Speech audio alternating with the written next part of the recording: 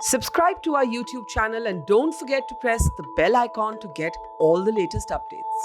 मौजूद स्टोरीज में आपका स्वागत है। हम मौजूद हैं दिल्ली के सफदरजंग अस्पताल में। जिस प्रकार आप सभी लोग जानते हैं कि जो डॉक्टर्स हैं वो पिछले कई महीने से हड़ताल कर रहे हैं। पिछले 10 दिनों से उन्होंने अपनी जो सर्विसेज हैं वो हड़ताल को लेके जो है बंद की थी। कल पुलिस ब्रूटैलिटी के कारण जो है डॉक्टर्स के अंदर नाराज़गी और ज़्यादा बढ़ गई है और आज आप मेरे पीछे जैसे देख सकते हैं कि सफदरजंग में जो डॉक्टर्स हैं वो लगातार नारेबाजी कर रहे हैं सरकार के खिलाफ और अपनी मांगों को लेके काफ़ी ज़्यादा मुखर है। हमारे साथ मौजूद हैं डॉक्टर विनय कुमार। इनसे हम बात करेंगे और जानेंगे कि ये फॉडा के जो नेशनल सेक्रेटरी हैं और भी कई अन्य पदों पे हैं। तो इनसे हम समझने की कोशिश करेंगे कि अब इनकी मांगों में किस प्रकार से चेंज हो गया है, क्योंकि कल जो पुलिस ब्रूटैलिटी हुई है उसके बाद काफ़ी गुस्सा है डॉक्टर्स के अंदर। तो विनय जी, क्या है आगे का रास्ता? जिस प्रकार से कल हमने देखा और अब डॉक्टर्स के अंदर आज काफ़ी ज़्यादा गुस्सा देखने को मिला है। देखिए, शुरू से हमारी सिर्फ एक मांग रही है कि जो ऑलरेडी 33% जो रेजिडेंट डॉक्टर हैं, जो जूनियर डॉक्टर जिनको कहा जाता है आम भाषा में, वो सिस्टम में नहीं है पिछले 8-9 महीने से, यानी हेल्थ केयर सर्विसेज कंप्रोमाइज़ हो रही हैं। हम ये चाहते थे कि ऑलरेडी जो सिलेक्टेड हैं they are just waiting to join. कोई हम एक्स्ट्रा नहीं मांग रहे। जो ऑलरेडी पहले से था वो वेट कर रहे हैं 8-9 महीने से। कोविड थर्ड वेव आ रही है। अगर आप सोचिए कि एक जगह 3 डॉक्टर का रिक्वायरमेंट है, वहाँ 2 रहेंगे तो पब्लिक क्या समझेगी? डॉक्टर काम नहीं कर रहा है। इमेज क्या जाएगी? डॉक्टर सोसाइटी को सर्विस नहीं दे रहा है। तो हमारी सिर्फ एक मांग थी, आप काउंसलिंग जल्दी कराइए और देश को जो 33% जो डॉक्टर हैं वो दीजिए। कल इन्होंने जो ब्रूटैलिटी की, जो फीमेल डॉक्टर के साथ मैन हैंडलिंग की, उसके लिए अब हमारी एक मांग और ऐड हो गई कि दिल्ली पुलिस और गवर्नमेंट अपॉलजी मांगे। रिटर्न अपॉलजी जब तक नहीं मांगेगी हम कुछ भी स्टार्ट नहीं करेंगे, कुछ भी नहीं करेंगे। एक ये चीज़ मुझे समझाइए कि ये जैसे आपका नीट पीजी काउंसलिंग को लेके आपकी काफ़ी लंबी समय से मांग रही है, काफ़ी 1 महीने से ज़्यादा ही हो गया है जहाँ तक मेरा ख्याल है। तो अब ये 6 जनवरी को आगे कोर्ट के हियरिंग है, तो इससे आपको क्या लगता है कि आपकी मांग एक तरीके से पूरी हो पाएगी या फिर शायद इस साल भी आपको रुकना पड़े? देखिए, ऑलरेडी जो एग्ज़ाम होता है, हमारा जो सिस्टम होता है पीजी का, उसमें first year, second year, third year 3 साल में एमडी होती है। उसके एंट्रेंस का जो एग्ज़ाम होता है वो जनवरी में होता है और जो पीजी स्टूडेंट ज्वाइन करता है जो फर्स्ट ईयर, वो मई में करता है। पिछले मई में ज्वाइन कर लेना चाहिए था, वो नहीं किया। लेकिन मई में जो थर्ड ईयर थे वो तो पास आउट हो गए, तो फर्स्ट ईयर जो था वो सेकंड ईयर बन गया, सेकंड ईयर थर्ड ईयर बन गया, थर्ड ईयर पास आउट हो गया। फर्स्ट ईयर नहीं है, फर्स्ट ईयर है नहीं। ऑलरेडी 8 महीने लेट हो गए हैं। अगर काउंसलिंग 6 जनवरी को ये हमारी सरकार नहीं सुनती है, मान लेते हैं हम नहीं सुनती, हम निराश हो चुके हैं। लेकिन अगर 6 जनवरी को भी डिसीजन आ जाए, जिसकी हमें उम्मीद नहीं है कि कोर्ट इतनी जल्दी डिसीजन देगा, नहीं होता है, कहीं नहीं होता है, 2-4 हियरिंग लगेंगी। लेकिन 6 जनवरी को भी अगर आ गया तब भी नोटिफिकेशन जारी होगा 1-2 हफ्ते में, फिर 1-2 हफ्ते में काउंसलिंग की डेट्स आएंगी, फिर 2-4 हफ्ते में काउंसलिंग होगी, फर्स्ट काउंसलिंग, यानी काउंसलिंग होते होते 3-4 महीने अभी लग जाएंगे। तो आप सोचिए थर्ड वेव को कैसे टैकल करेंगे? हम तो जनता के लिए ही मांग रहे हैं, अपने लिए कुछ नहीं है, कि देश की जनता को 33% जो लैगिंग डॉक्टर हैं, जो नहीं है सिस्टम में, वो आ जाएं। ऑलरेडी इंडिया में इतने डॉक्टर्स की कमी है, आप जो सिस्टम में डॉक्टर हैं वही नहीं दे रहे हो। मतलब ये कितनी निंदनीय बात है कि हमें जनता के लिए खड़ा होकर मांगना पड़ रहा है सरकार को। और सरकार गाइडलाइंस निकाल रही है डेली कि ये कोविड आ गया, ये गाइडलाइंस, वो गाइडलाइंस, और डॉक्टर ही नहीं है। सेंटर खोल दे रहे हो, डॉक्टर नहीं है, तो क्या फ़ायदा उस चीज़ का?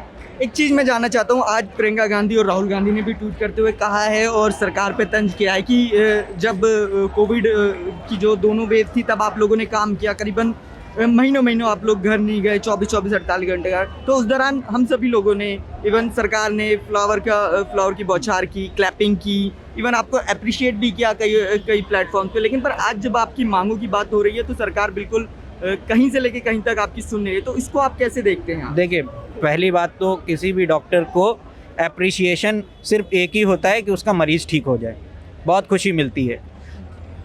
पूरे इंडिया में या पूरे वर्ल्ड में जो बैकबोन होता है ना मेडिकल सिस्टम का, वो होता है रेजिडेंट डॉक्टर। क्योंकि रेजिडेंट का मतलब होता है वो निवासी डॉक्टर होता है, वो हॉस्पिटल में रहता है 24 घंटे। आप सोचिए, जब रेजिडेंट डॉक्टर ही नहीं है तो कैसे सेवा करेंगे हम कोविड मरीज की? फर्स्ट वेव में, सेकेंड वेव में, it was only resident doctor who was inside the Covid ward and Covid ICU and serving the people. अब इन्होंने फूल वितरित किए, ऊपर से ताली बजाई। हम तो मानते हैं सब फेक है, हमें चाहिए भी नहीं था। इन्होंने अपनी पब्लिसिटी के लिए किया, हमने कभी नहीं मांगा था। किसी भी डॉक्टर ने उसको अप्रिशिएट ऐसे नहीं किया कि हाँ हमको ये चाहिए था, हमें नहीं चाहिए था, हमने कुछ नहीं मांगा। हम अभी भी कुछ नहीं मांग रहे हैं। आप कह रहे हैं ना हमारी मांगे, हम अभी भी कुछ नहीं मांग रहे हैं। हम सिर्फ ये कह रहे हैं कि इंडिया को स्ट्रॉन्ग करिए। जो 33% सरकार की तरफ से 33% डॉक्टर मैं कहूँगा हड़ताल में पिछले 8-9 महीने, तो ये सरकार ने 33% रेजिडेंट डॉक्टर को हड़ताल पे रखा हुआ है। तो 66% अगर 1 महीने से काम पे नहीं है तो क्या फ़र्क पड़ता है?